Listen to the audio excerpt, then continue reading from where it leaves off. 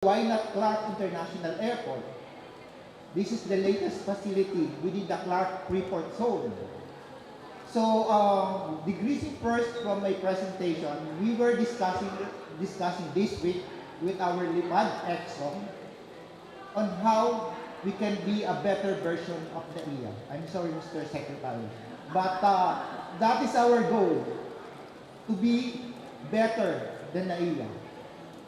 We cannot match the traffic numbers of NAIA, but what we can offer is a better passenger journey.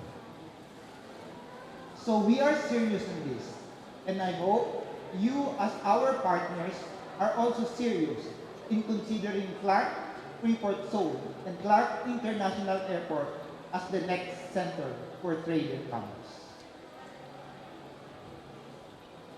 So I would like to introduce our company, which is Luzon International Premier Airport Development Corporation, in charge of operating and managing the Clark International Airport for 25 years.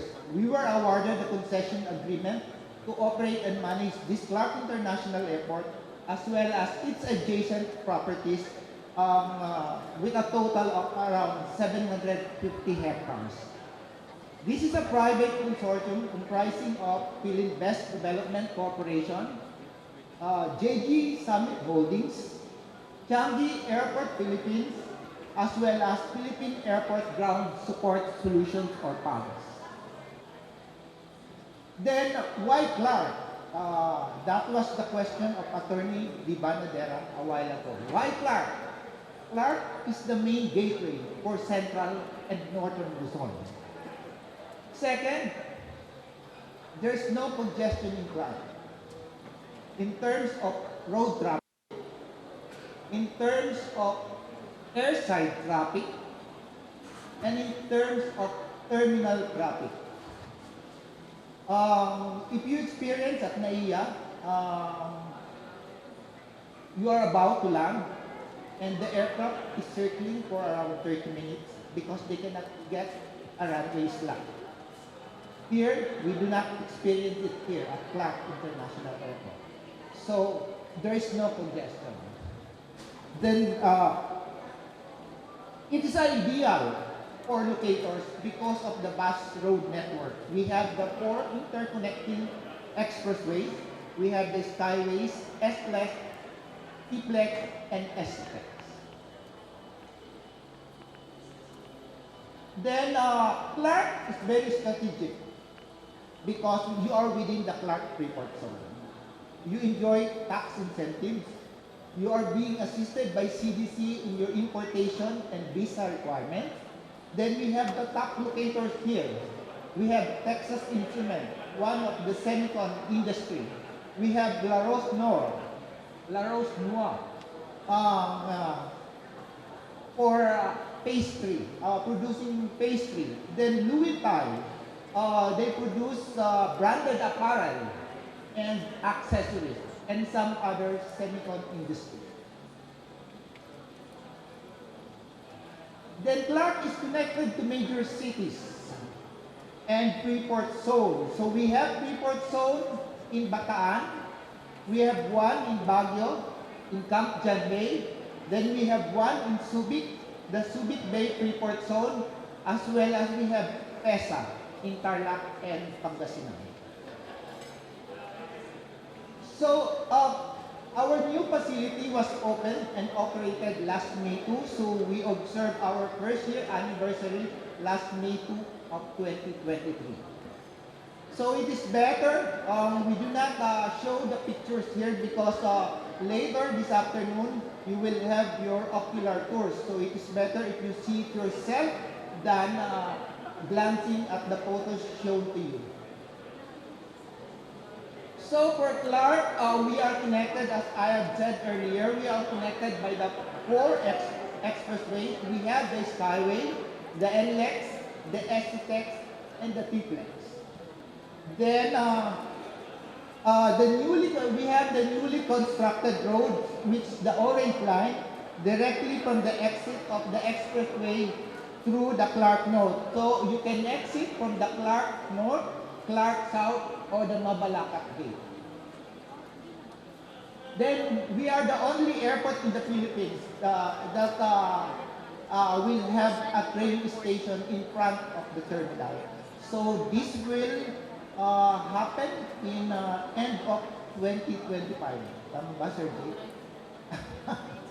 End of 2025. So it's just a few minutes walk from the train station to the terminal. So we are well connected in terms of ground transportation. So we have the ride-hailing app Grab, car rentals, Blue Taxi, and point-to-point bus services. So in terms of ground connectivity for Genesis, we have daily trips to Trinoma, to Naiya, to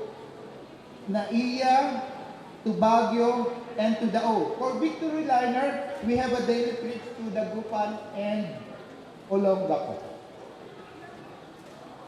Then, accessing Dao terminal, you can get to the different locations within the central and northern Luzon. We have daily trips to Ilocos, Nueva Ecija, Bataan, and other places in central and northern Luzon. So in terms of airport facilities and capabilities,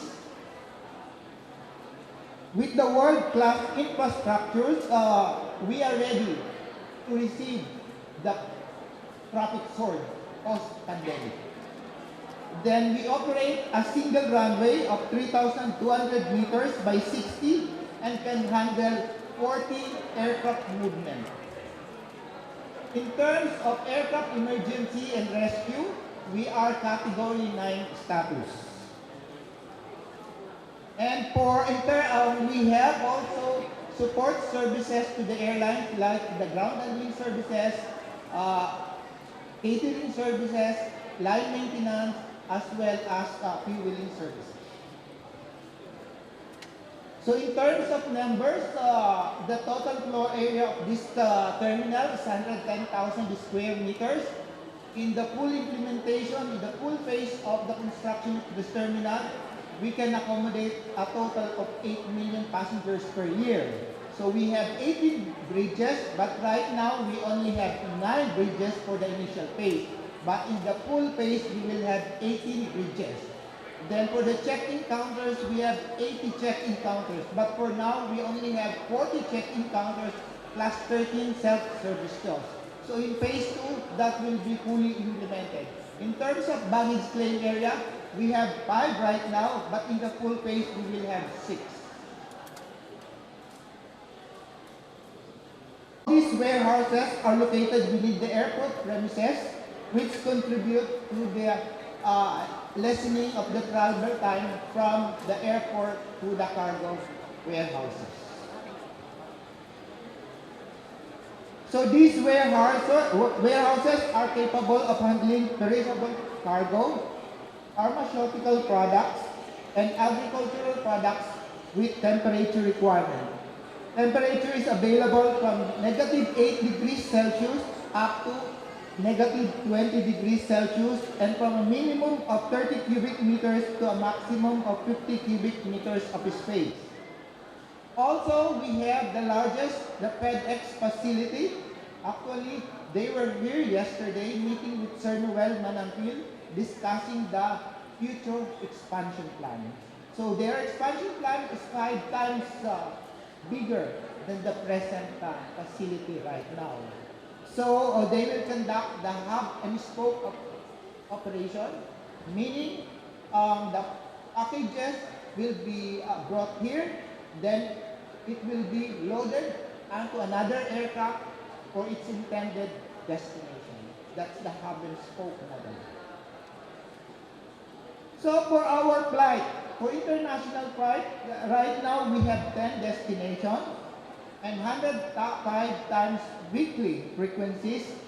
And for the airlines, we have 8 foreign carriers and 2 local carriers operating an international flight.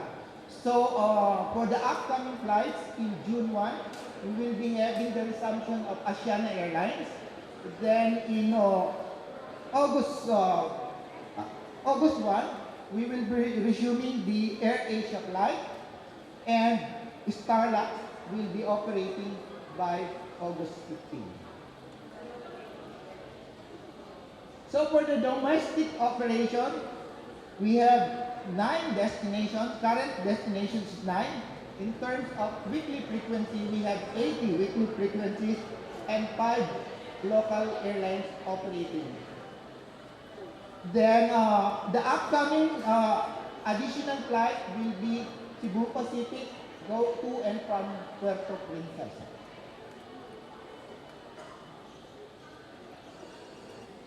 So in terms of cargo flights, we have 4, 2 international and 2 domestic. For international, we have UPS as well as FedEx.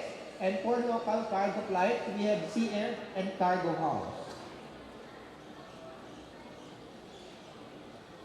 Then for the master plan, aside from developing and operating the Clark International Airport, we need to develop the 750 hectares adjacent to the terminal. So we have already the master plan. This was done by ACOM Singapore. And in the initial phase, we will have these civil aviation businesses like MRO, FBO, and cargo warehouses. So for the phase 1, it shows the terminal which can accommodate it shows the related businesses for the master plan. Then in the final phase of the master plan, we need to we need to expand the terminal to have a capacity of around 45 million per annum.